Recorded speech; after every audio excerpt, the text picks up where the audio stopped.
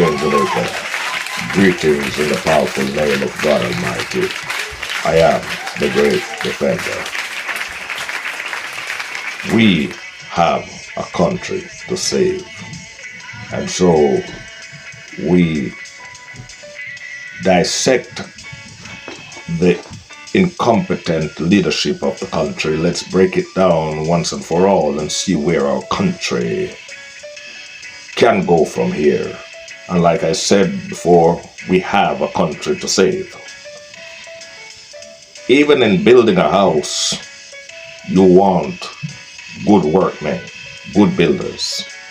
If you're fixing your car, you want a good mechanic to work on your car. And if you're cutting your lawn, you want someone who can cut your lawn properly. So you have to have standards of the people that work for you. You have to hire people who are competent. In the same thing it is with leadership. There must be competent leaders. And unfortunately, we have been having a crop of incompetent leaders who have no vision for country, no ideas to move the country forward, no plan to develop the areas. Jamaica at this point in time, we have got to think 50 years ahead. And that is the approach we have to take to make our country into a first world country. We've been third world for too long and we have been developing for too long. The minds of our people are being wasted. Our people are talented, very strategic, creative people, but they are wasted. They're not utilized by the government.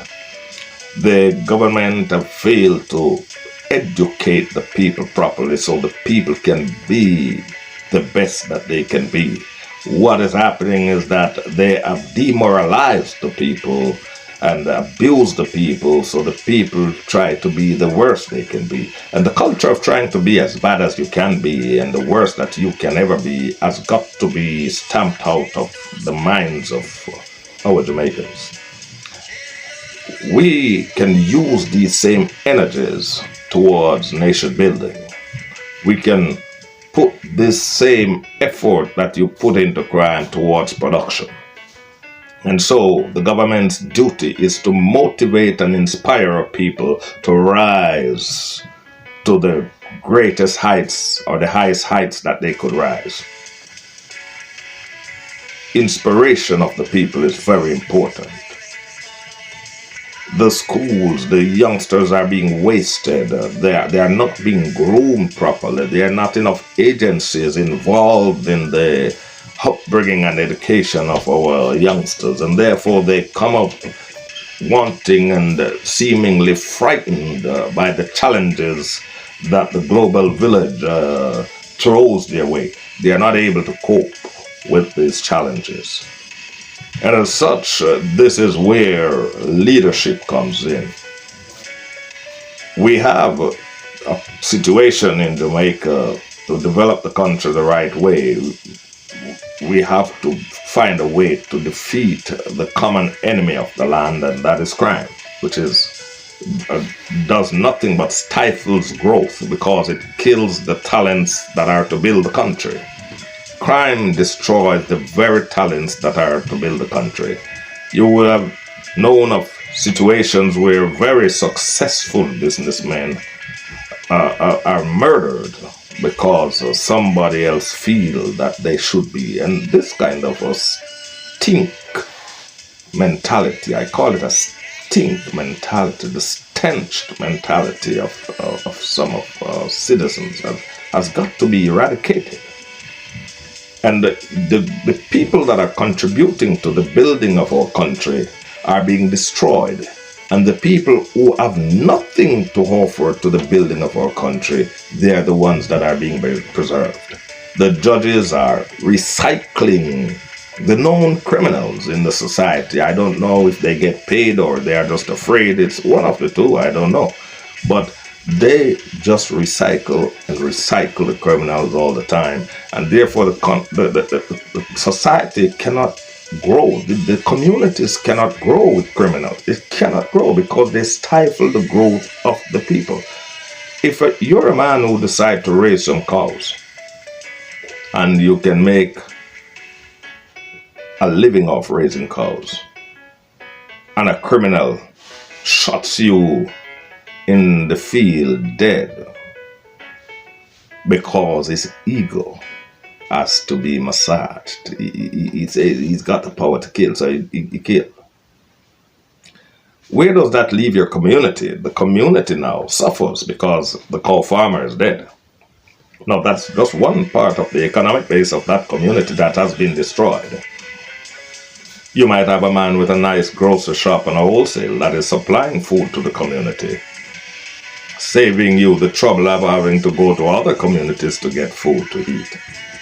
And then somebody comes and murders that man. There goes again. Another form of a part of that economic base of that community goes.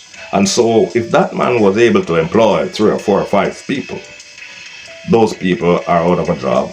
That man is out of his life. His family has to live without him, and the pain and the anguish that they go through. And so this is something that is transferring down through across society in Jamaica. And so we have to now begin to defeat the common enemy of the land, which is crime. And that's where leadership comes in again. Leaders have got to figure it out. That is why you're a leader. You don't become leader not to figure it out. You are leaders. You have to figure out, how do you tame the crime monster? How do you defeat it? But my concept of this is that as a country, you have to begin to look at it as if the country has been invaded by an outside force. And therefore, to fight this invasion, the people of the country has got to come together and fight the invaders. And so therefore, it is imperative that the people be armed, to arm the nation so the people can fight crime for themselves. They cannot depend on the judges. The judges are recycling the criminals. They cannot depend on the government. The government is not doing anything to solve crime. They're not planning around the criminals. They are not planning ahead of them. They are not doing studies to know how to approach crime fighting effectively. So you have to know, it comes down now to the people, where you have to now empower the people to protect themselves. And so the man by the FLA, I heard him talk the other day, and I was disgusted with the statements coming out of, I think his name is Mr. Darling, or whatever his name is, Shade Darling or some. He seems to be a darling of the criminals. He seems to be a darling of the criminals. Sir, it's no disrespect to his name, but I swear to God, I was appalled by the man's insensitivity to the lives of Jamaicans. It's so insensitive and nonchalant about this crime thing. The people are dying daily. And you are talking about New Zealand and other places that the people have a different mindset and different culture. Those leaders are leading their countries. We have leaders who are not leading our country. And so we're stuck on the waters with crime on board the ship. There's a lot of fighting on the ship, and it's standing still in the deep waters. So you have to arm the people to fight and to take back the ship. It is as simple as that. And if the people are armed and can protect themselves, crime will plummet by at least 95%. Because I can tell you this, no criminal, not even the criminal, wants to die. And if he knows he's coming up against stiff resistance, he's going to think 3 or 4 or 5 times. Arm the people. Give them the privilege and power to protect their own lives. Crime will go right down. And that is where I'm at, where that is concerned.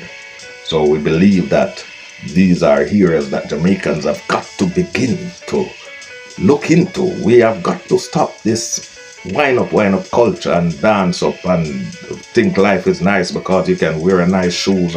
When I hear people talk, they're more focused on a person's shoes, the shirt you wear, the pants you wear.